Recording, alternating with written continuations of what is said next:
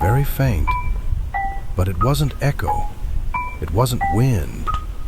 It was uneven, like someone trying not to make noise. I got up slowly. Each step felt like someone else was listening to it too. Tap, tap, tap. I opened the closet. Nothing. But the sound was right above me. The vent. And something moved.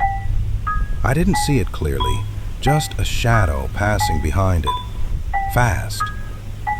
I didn't sleep. The next morning I called maintenance. 2 guys showed up. One climbed up, removed the vent cover, and looked inside. He froze. "Do you see anything?" I asked. He didn't answer right away. "That's weird." "What?" "They are marks."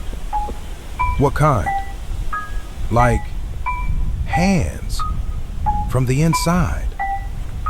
My stomach dropped. "That doesn't make sense. There's something else." He pulled out his phone and took a picture with flash. When he came down, he wouldn't look at me.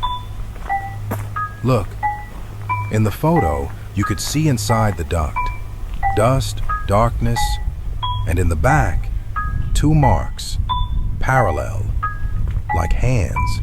Not normal hands, too long, too thin.